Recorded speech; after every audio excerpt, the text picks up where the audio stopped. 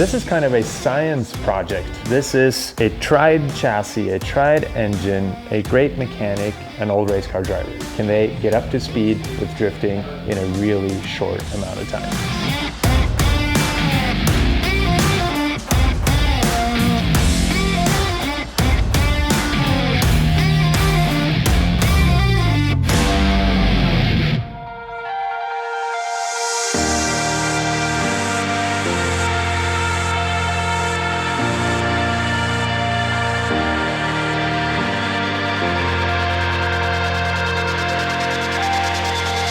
Hi, I'm Eric.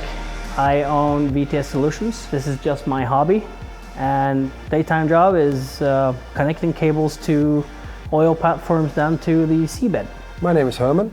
I am running Rymax company together with an old team of people. For myself, I am much of a car enthusiast, trying to pick up a new challenge every once in a while, and this makes me sit where I'm sitting right now. The last 4 years, I've worked with Fredrik Osbo with his European program with the 86X. Now we started with this S14. We've totally teared it all the way down. It's got a new roll cage in. It was a road vehicle car when we started. It's not a road vehicle car anymore, it's a drift car. And now I have to build everything up from the ground up and get it the way I want it, and a little bit the way the owner wants it. So I got to Garterville, and I was lucky to already know a couple of people that were there that were introducing me to other people, and what struck me was the accessibility of every single person participating to the races. You know, you can ask everything, they're all ready to have a chat with you, tell you exactly what they did to the car. A beautiful thing about it too is that most of the drivers are working on their own cars. So they know how it works, they know what they did, they know how they want to improve it. And there's a huge likability to Garterville as an event. And that's what sort of struck me. And it combines so many things. It combines the passion for cars, it combines the passion for how stuff works, and speed.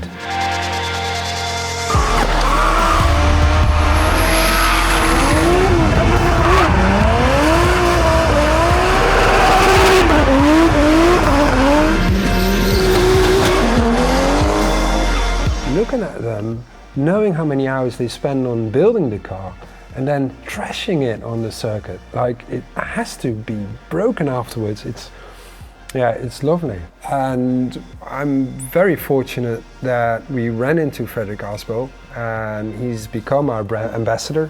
And he took me for a ride in his car on Garterville. Although in the beginning he was like dancing with the other cars, so he's like drifting and it's very close to other cars, and it's like a dance. It's really nice, and it's something I'd like to be able to do. But then when everybody was leaving the track, he just said to me, well, we're going to go and do one more lap. And then he went I don't know whether that was 100%, but it felt like 100%, and he was going so fast, and I was amazed by it. I really want to do that, and I really felt like, yes, this is beautiful. It opened the door for me to see whether I could be a participant in Garterville, because that's something that I can actually dream about it. Well, my experience with drifting is a little over average. We have these drift events on an old airstrip, and it's always in the wet. So they wetten the track so you don't make noise and you don't need stupid horsepower like they do in Norway. So you just take a BMW 325 or a 328 and you just lock up the diff. You can fool around for the entire day. And that's what I do on occasion. I picked it up now because I know I have to be ready on feeling the car and drifts. Talking about cars is what you do at Garterville. It's like, it's insane. I've never been in circumstances when there are so many people that enthusiastic about cars, and it can be a Ford RS 200 or 2000, or it can be whatever it is, but people know about it, they know how it is, they know so many things about it that makes talking about it can go on endless. You know, you just forget about time. And that's how I got to see a car on Garterville, and I didn't know what it was. I think I saw it again on the Oslo Motor Show, And I said, yes, that's it. And then I saw it was a Datsun and and I got back to the stand and I got to talk to Eric. Eric, who I met already on Garterbill, by the way, and he was always, he's one of the guys that you can talk about cars for hours with. He knows a lot about cars, he builds the cars, he's a very good mechanic. Hadmon came up and told me that he's seen the most beautiful car he's ever seen because he didn't know what it was. And I was like, yeah, show me. And I have a picture of it. And he showed me a picture. And I'm like, oh, that's a Nissan S14. He's like, no. Yeah, it is. But it has a Rocket Bunny boss kit on it. Oh, that is such a cool car. And I said, wow. I really, it's just how I can fall in love with a car. I just fell in love with this car. And he goes, there's one for sale. Like literally an hour away from here. And he's like, no, is there? So yeah, it is. So we agreed upon on a Saturday that I would go on a Monday and have a look at the car and see if it was a potential candidate to be a car or a race car. And that's how we got to talk about the project and say, okay, let's make a drift car out of it, but do it in stages. Let's go for a road legal car so I can use it. I fly to Norway, just use it, go to all the Garterbill events and have my own wheels and make it a show car. I think it took about a year to give up on that idea. Herman was at Garterbill, called me and said, where are you now? And I was like, I'm here. Okay, stay there, I'm coming now. So he came down and said, road legal, I want to drift it, I want to go racing, I want to do it now. So forget about it, let's make a race car out of it. And that's how we started the project, and now I'm sitting in it and I feel it, it's just like the tension already rises that I really look forward to driving it and trying it and see whether it's been a good idea. So where we're at in this stage of the build is that we're rebuilding everything that we need to be custom made. So we've custom made about a lot of small stuff like jack points and all that, so the jack will go easier in. But one thing I can't do is the seat placement and the steering column and the brake pedals for Hadmon because he's so tall compared to me. So if I do it, he will sit like all crunched up. So he's here now today so we can get everything fitted for him. And from there on, we will though attach the seats, modify the seat a bit just to get it right for him. We'll put in the brake pedal and mount the steering column. And from there on, we will do rebuild the engine, or the 2JC has to go and get rebuilt. So that's going to be rebuilt, and custom mounts and stuff will go in. We will check the clearance for the gearbox, and after that, it will go to sandblasting and get paint.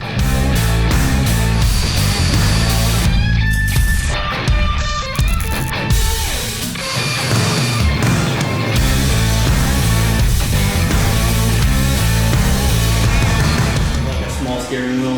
Your grandma. Whoever uses the word tag. What I do.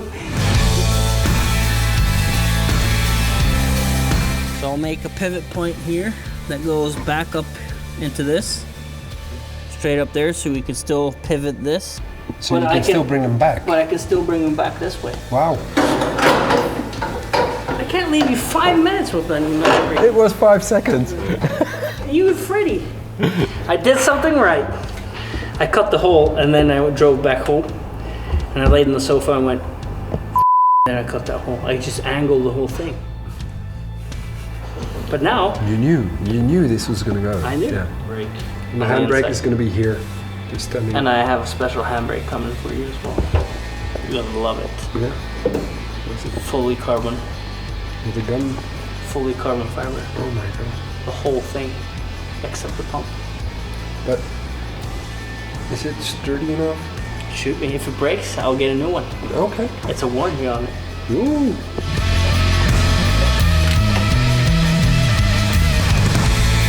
We challenge ourselves, we challenge what we do, and we like people that do the same thing. And one of the things that is going seamless into the project with this car is that it could have been anyone, but just somebody who has never been competitively drifting. He wants to pick up that challenge and do it, and he wants to, well, sort of have fun doing it. And that is what we're about also at Rymax. You know, we are running a business, and yes, it's important that we sell, it's important that we make some money, but it's not the most important thing. We don't go for the last penny. We go for the best quality that we can find. We go for the nicest way of putting it into the market, and we also try to choose the partners with whom we work, that we can actually assure ourselves that we all go the same way.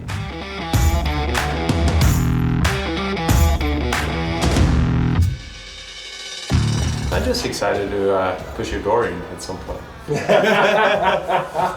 know you're gonna do that. I think the first events we should do something with a big arrow that is really, this is a rookie, stay away.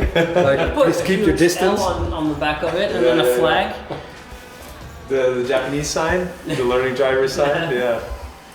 I like the big ones like that. On the roof. Yeah, the real Box. This is my favorite pedal box as well. 600? 600. Yeah. The only thing that works. Yeah.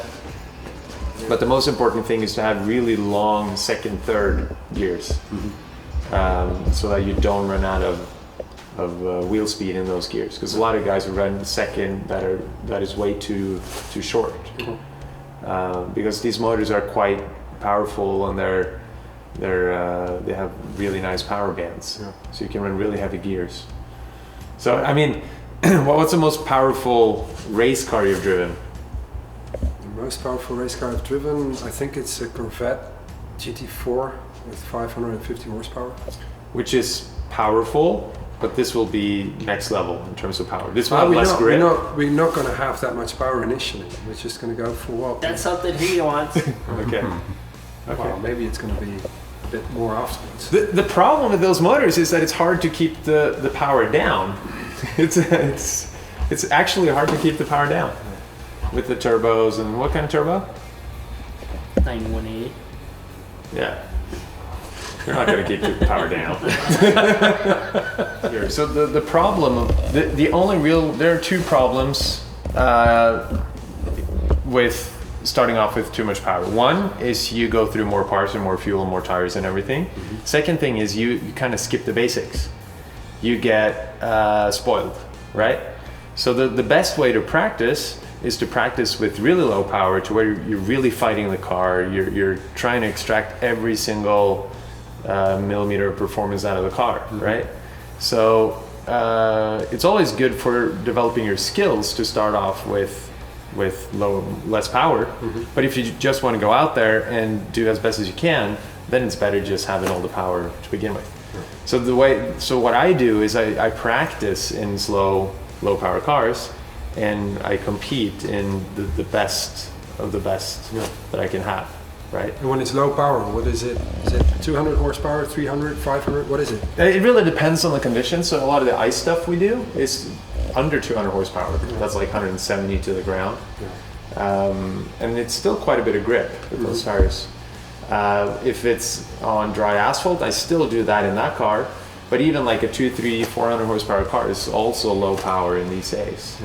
Is there a specific tire you're going to run, or is that still up in the air? Still up in the air. Yeah. I would recommend trying to go with grippy tires. And such as semi-slicks? Yeah. And but that needs more power? Yes. But be gentle on them. Try and save them, and try and be smart about how you go through them. Because when you have all this power, it's really easy in like the big turns to just hammer down and blow through the tire in one lap. But if you really want to learn, don't do that. Do the opposite thing. Don't drift the corners that all the other guys are drifting, but focus on the initiations and like the control and the braking, where you learn the skills, but you're not blowing through the tires. And that way you can make a set of tires last really long. Because the easy part is the big power slides, right? The hard part is the braking and the setting up and the transitions. The transitions to the other side. Yeah. And once you're done with that, you get into chasing, and now there's a whole new world and a whole new thing, you know. It's now you're a full-time addict. But I'm hoping by, God, to be July, we are dialed with whatever we're doing. You guys are probably dialed with what you guys are doing, because every new race car needs some kind of running period. So I think by July, I think we should have a solid goal of actually some good tandem. The plan with the Road to Rudskogen is to get this car ready. Eric is in charge of that, luckily. Yeah. And well, first it's getting the car ready, then it's going to go for a shakedown. And for that shakedown, I would really appreciate your help, just to sit in the car, maybe drive it if you want to, and see if the setup is okay. I would love to test it. Yeah. And I would love, if there's anything I can help with, I will help you. That is amazing. You know, after, how long has it been? 12, 13 years of drifting. There's quite a few things I learned over the years. Good thing is you're in the right hands, right? In between Eric, and this chassis is a very tried and tested chassis. The motor you're using, the 2JC, is probably the most winning drift engine of all time. Yeah. It's the same setup we're using. And the good thing for you is that I've broken every single component and part up to now. That means you will get pretty much the best of the best.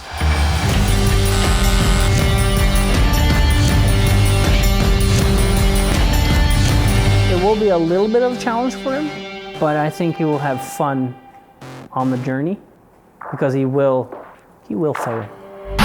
Coronavirus. Stay-at-home orders have turned America's densest and most vibrant cities into virtual ghost towns. So are we going to try to make it, or should we drop it?